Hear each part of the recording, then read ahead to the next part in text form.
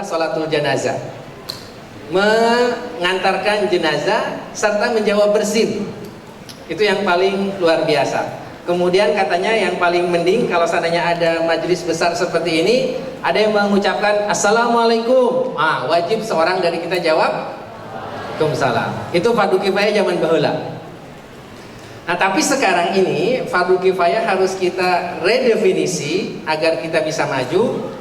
Fardun jama'iyun tijaha qaumin au ummatin muayyana li adai faridatin muayyana bihaitsu idza yu'adi juz'un minhum saqatal wajibi anhum walakin idza ta'atala asima quluhum jami'an. Fardu kifayah adalah satu kewajiban kolektif terhadap satu kaum, satu komunitas, satu tim, satu komite untuk melakukan tugas kolektif. Seperti ada mayit di satu kampung, maka wajib satu dari mereka melakukan pemulasaraan terhadap mayit tersebut.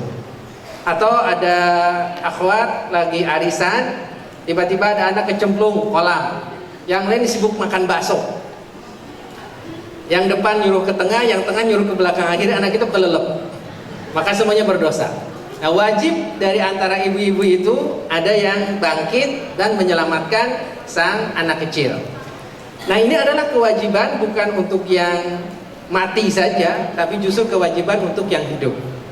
Pak Syafi suka memberikan contoh. Ini akhwat yang cantik-cantik, soleh-soleh, dan insya Allah hafizah. Hafizah juz amma.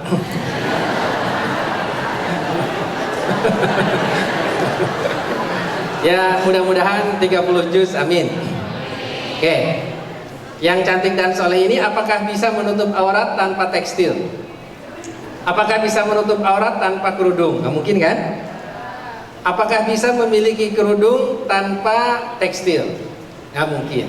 Pertanyaannya, siapa yang menguasai industri tekstil nasional dan global?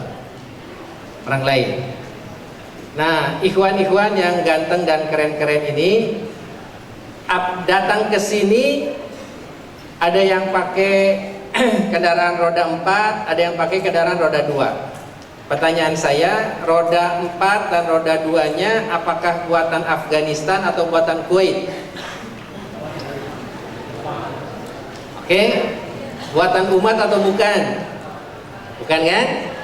Nah, akhwat akan telepon, Umi, alhamdulillah kami sehat saja, sekarang sudah masuk perkuliahan, udara di Bogor sudah mulai hujan. Ketika ngirim WhatsApp atau SMS, itu pakai buatan mana? Buatan Tunis atau buatan Maroko?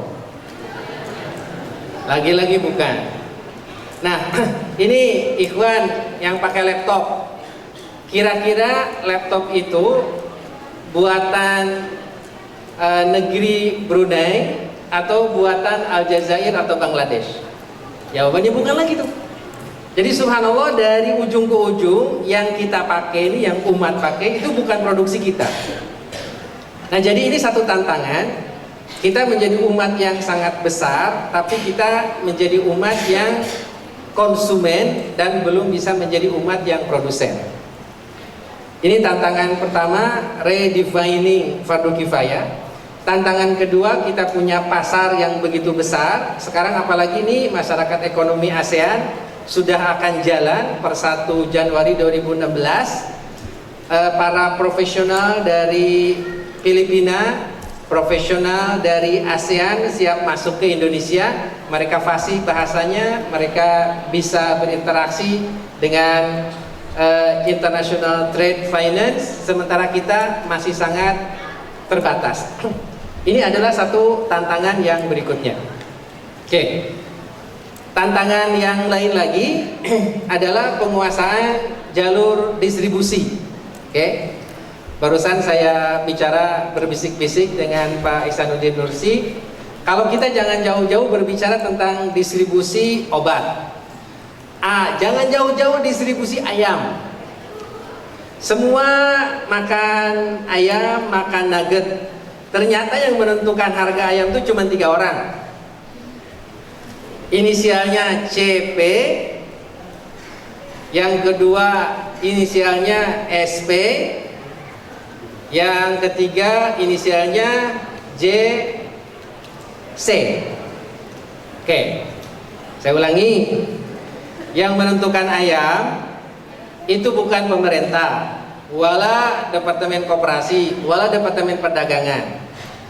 Dan kita juga nggak tahu apakah itu benar nggak halal pakannya, apakah benar tidak suntikannya. Umat Islam itu tidak punya industri poultry yang besar, yang satu tempat bisa 1 juta, bisa 2 juta ekor.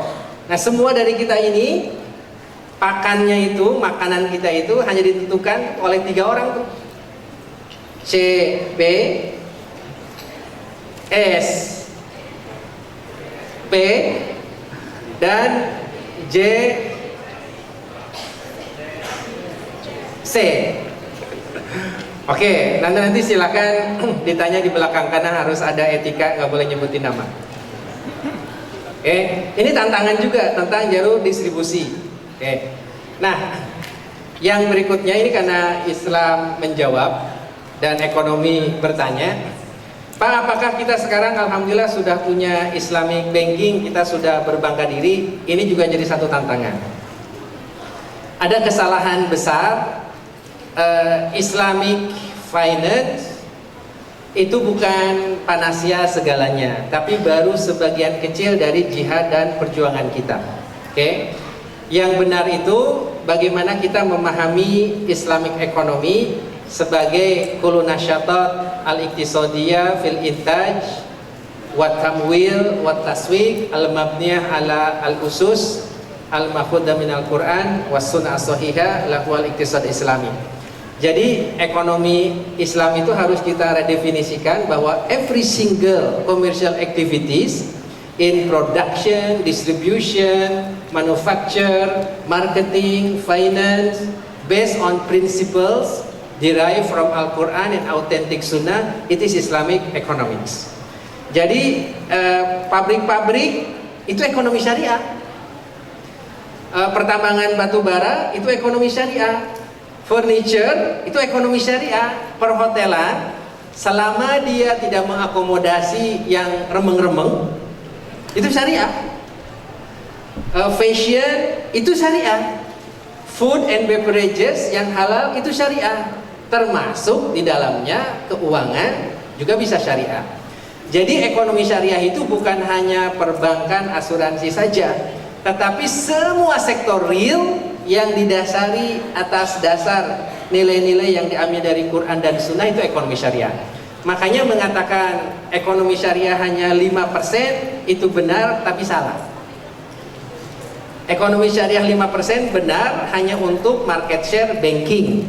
Tapi jika mengatakan ekonomi syariah termasuk properti yang benar, perusahaan cat, perusahaan telekomunikasi, perusahaan lighting, perusahaan gypsum, perusahaan kipas angin, perusahaan bunga-bunga plastik, ada marmer, granit, tekstil, itu semuanya syariah. Asal dibangun dari ujung ke ujung sesuai dengan ketentuan syariah. Mudah-mudahan ini clear ya. Oke. Nah Pak, bagaimana dengan daya saing Indonesia dalam Islamic finance? Ini ada 5 hal yang kita sangat bersyukur. Ini ananda sekalian, terutama yang masih mahasiswa, dengan segala kekurangan Indonesia saat ini adalah dalam keadaan pengambil keputusan yang terbaik untuk keuangan syariah. Kita memiliki ketua OJK, Pak Mulyaman Hadad, itu ketua masyarakat ekonomi syariah.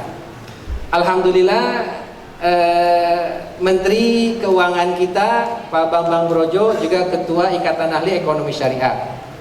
Pak Syafi dapat kehormatan jadi wakil ketua umum di Ikatan Ahli Ekonomi Syariah ini. Dan Gubernur Bank Indonesia komunikasinya masih harmonis dengan Departemen Keuangan.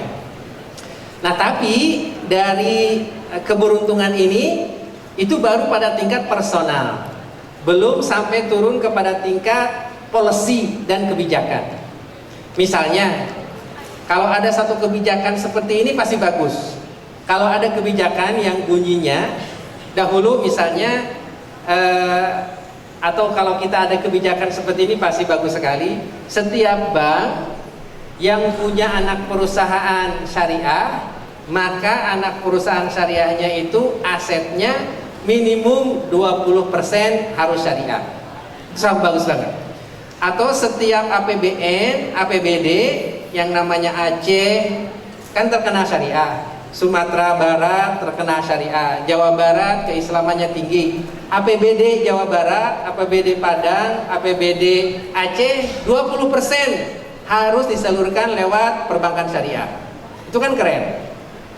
Dan tidak usah pusing-pusing, insya Allah perbankan syariah pasti naik. Kalau seandainya ada kebijakan seperti itu luar biasa. Tapi belum nyampe ke sana.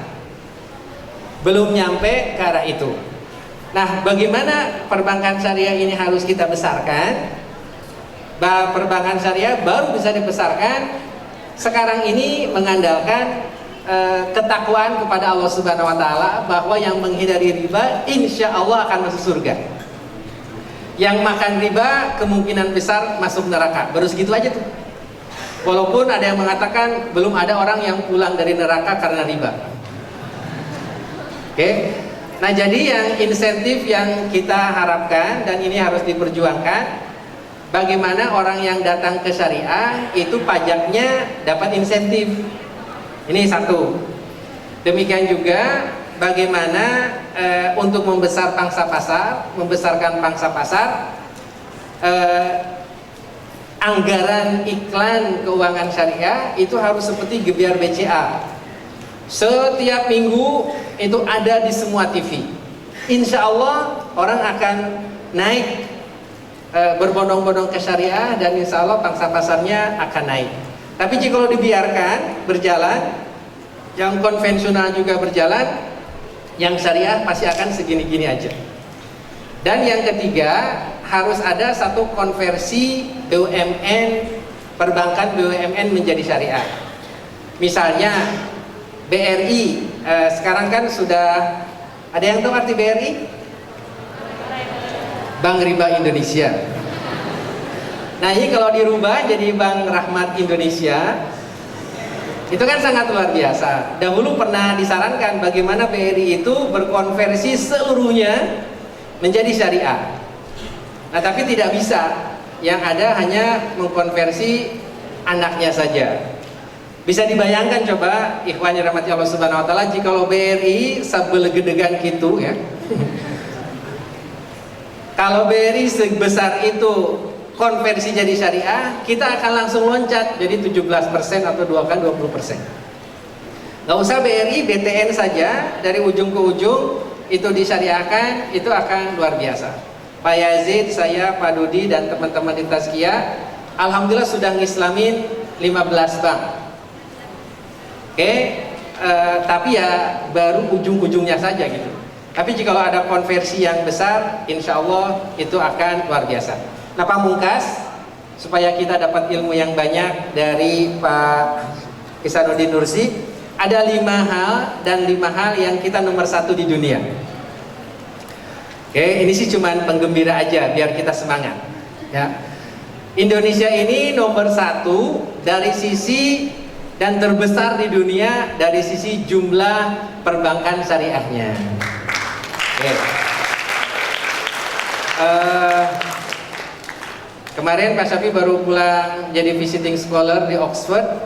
Nah, Oxford itu mengundang karena salah satu di antaranya you are the biggest player in Islamic finance. Kita ada sekitar 12 full-fledged Islamic bank, ada 23 bank yang syariah, ada 164 BPR syariah, ada sekitar 5.000 BMT, ada sekitar 40-an asuransi. Masya Allah, itu cukup luar biasa. Nah, itu yang the biggest player in Islamic banking. Yang kedua, ternyata kita itu adalah the biggest customer in Islamic finance in the world. Berapa jumlah nasabah perbankan syariah? 17 juta. Berapa jumlah nasabah asuransi syariah? 3,5 juta. Jadi jumlahnya sudah 20 juta. Jadi nasabah perbankan syariah Indonesia itu sama dengan 5 kali Singapura. sama dengan 6 kali penduduk Selandia Baru dan hampir sama dengan penduduk Saudi Arabia, 20 juta. Jadi we are the biggest player and we are the biggest customers. Nah, yang luar biasa ini nanti di sini ada yang akan menjadi orang yang akan saya sebutkan. Indonesia adalah negeri dengan jumlah Dewan Pengawas Syariah terbesar di dunia. Berapa jumlahnya? 238 orang yang sudah tersertifikasi level 1. Pak Ihsan, ini level 1 itu baru akad-akad. Level 2 baru cara memonitor, level 3 risk management. Nah, tapi minimum yang sudah tersertifikasi akad-akad syariah itu 238 orang. Nah, yang luar biasa lagi, Indonesia adalah negeri dengan jumlah bankir syariah terbesar di dunia juga. Jumlahnya kurang lebih sekitar 20.000 bankir syariah. Yang mudah-mudahan yang ada di ruangan ini juga insya Allah menyusul jadi bankir syariah. Itu nomor berapa tuh? Yang pertama apa? The biggest player. Yang kedua, the biggest customers. Yang ketiga, the biggest DPS. Yang keempat, the biggest banker. Yang kelima, Indonesia adalah negeri dengan jumlah perguruan tinggi terbanyak yang menawarkan program ekonomi syariah di Indonesia. Jadi kalau dibandingkan dengan negeri-negeri muslim yang lain, Indonesia adalah yang terbesar dalam itu. Nah, khusus untuk perguruan tinggi Tazkiyah ada juga ada 5 nomor juga tuh. Oke, ini bukan iklan tapi promosi. Oke, karena jumlahnya ini, Tazkiyah adalah yang pertama lahir dengan kekhususan Sekolah Tinggi Ekonomi Islam di Indonesia. Itu yang pertama. Dahulu ketika kita ke Diknas angkat tangan karena ada syariahnya, disuruh ke Depak juga angkat tangan, katanya kami nggak tahu tentang mudharabah, tentang musyarakah mutanakisah, tentang al-hawalah, kafalah, suku kita nggak tahu, kata Depak. Terus kata Depak, kami harus di training dulu oleh Pak Yazid, Pak Profesor Sofyan Safri, oleh Pak Syafi'i. Setelah di training baru mereka mengeluarkan izin. Nah, itu waktu itu Tazkiyah the first. Yang kedua, Tazkiyah adalah satu di antara sedikit perguruan tinggi atau bahkan di awal-awal adalah the only campus yang bisa melahirkan bank. Jadi kami sudah melahirkan 15 bank. Kan judulnya tadi yang pertama tahu ya. Yang dilahirkan itu adalah BSB. Ada yang tahu Bank BSB? Bank Susah Besar, Bank Susah Bangun, Bank Susila Bakti. Nah, dikonversikan Bank Susila Bakti itu selama 9 bulan. Sekarang Bank Susila Bakti yang di-training sama Tazkiyah berubah namanya menjadi Bank Syariah Mandiri.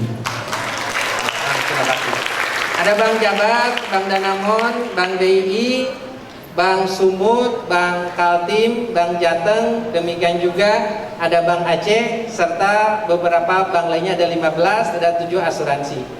Nomor 2. Nah, nomor 3, Tazkiyah adalah satu-satunya perguruan tinggi di Indonesia yang memiliki desa binaan microfinance di dunia. Nggak ada lagi. Nah, alhamdulillah kita sekarang ada binaan kurang lebih sekitar 20.000 yang tersebar di Bogor, di Tasikmalaya, di Lombok Barat, Lombok Timur, dan KSB Kabupaten Sumbawa Barat. Hari ini kita baru kerjasama dengan Jamiah Al-Imam Ibn Saud Riyadh, cabang Jakarta. Mereka punya diplom 2 ekonomi syariah, akan melanjutkan di Tazkiyah untuk S1-nya. Jadi kita akan menerima lulusan dari Jamiah Saudi Arabia di sini tahun 3 dan tahun 4 insya Allah. Nah, itu nomor yang pertama lahir, yang kedua melahirkan bank, yang ketiga kita punya Islamic Village. Nah, yang keempat Tazkiyah adalah satu-satunya kampus di Indonesia yang insya Allah dalam 1-2 minggu, 3 minggu lagi yang akan punya asuransi syariah pertama di Indonesia. Asuransi syariah.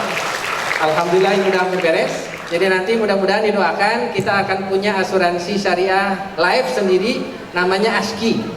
Bukan asyik ya, ASKI. Asuransi Syariah Keluarga Indonesia. Dan yang terakhir, Tazkiyah adalah satu-satunya kampus yang punya aset manajemen syariah sendiri. Nah, Pak Yazid adalah ketua dewan syariahnya, Pak Syafiq bantu-bantu hanya sebagai komisaris utama di situ.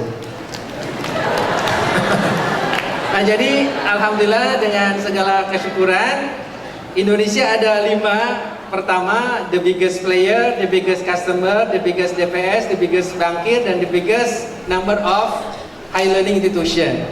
In terms of Tazkiyah, we are the first in existence, and we are the first to assist the establishment of so many Islamic bank and insurance and capital market.